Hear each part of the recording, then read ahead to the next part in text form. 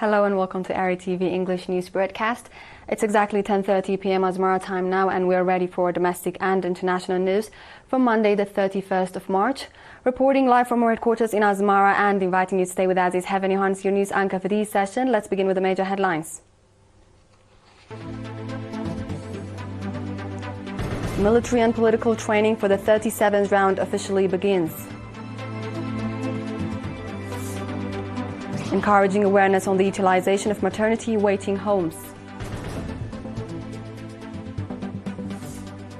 7.0 magnitude earthquake struck near the Pacific island nation of Tonga. And Britain and the US discuss possible trade deal over a phone call.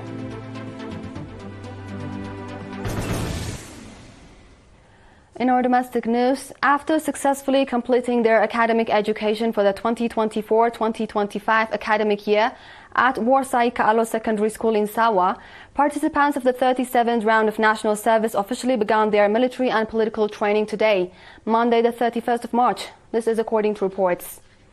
At the official opening ceremony of the training program, Colonel Debesai Gide, chief of the National Service Training Center, outlined the general guidelines and regulations of the center. He expressed confidence that with high morale, discipline and physical fitness, the participants would successfully complete the training. Colonel Debesai emphasized that Sawa serves as a vital space where Eritrean youth cultivate national values, self-confidence and a sense of responsibility. He urged the participants to approach their training with dedication, cooperation and vigor. The program, which consists of both theoretical and practical military training, also places greater responsibility on the trainers, Colonel Debesai noted.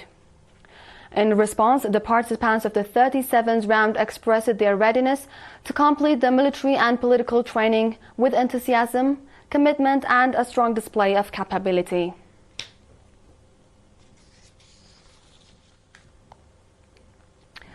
The maternity waiting home in Eritrea elaborate subzone is now providing exceptional service, with public utilization steadily increasing thanks to ongoing awareness-raising campaigns. In an interview with ERI, nurse Said Hameda, head of the Eritrea health station, shared that the number of pregnant women visiting the health station has increased by 51%, while utilization of the maternity waiting home located within the health station premises has grown fourfold. He also noted a significant improvement in both prenatal and postnatal visits. In related news, Mr. Simon Bokhorotian, area administrator of Eritrea, highlighted that other social service institutions in the area are expanding and providing encouraging services.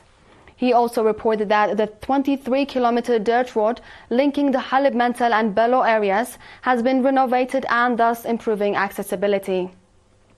Commending the public's active participation in the development of social services, Mr. Simon emphasized the need for further expansion of Eritrea services, improved transportation infrastructure, as well as the implementation of village regrouping programs.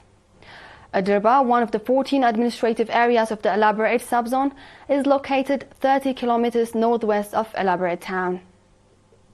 This wraps up our domestic news for this session. Dear viewers, we shall be back with the international ones after the short break.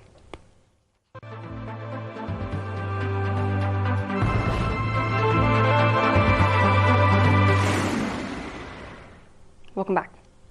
A 7.0 magnitude earthquake struck near the Pacific island nation of Tonga early this morning, prompting the government to issue a brief tsunami alert and advise residents to evacuate.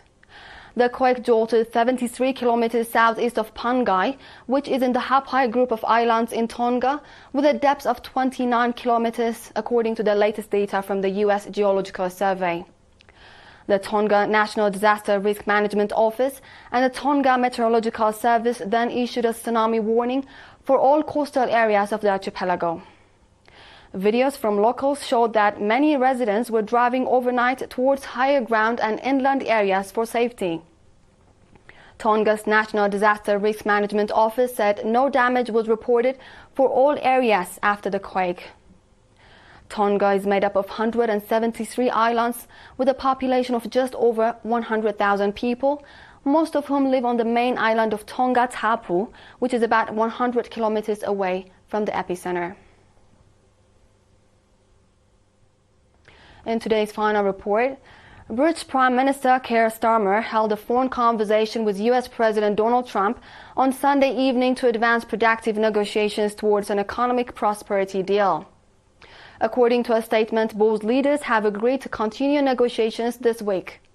Prime Minister Starmer also updated President Trump on last week's meeting in Paris. Trump has designated April 2nd as Liberation Day, when he plans to announce a set of tariffs affecting all US trade partners. Although the details of the expected tariffs remain unclear, anxiety is growing among the US allies. Britain is expected to face added challenge to gear up its economic growth once the tariffs come into force. According to President Trump, America's trade relations with its allies has been uneven, creating impairment to his country and thus making his plans of additional tariffs justifiable. With this, we conclude our news for this session, dear viewers, and now a quick recap of the major headlines. Military and political training for the 37th round officially begins. Encouraging awareness on the utilization of maternity waiting homes. 7.0 magnitude earthquake struck near the Pacific island nation of Tonga.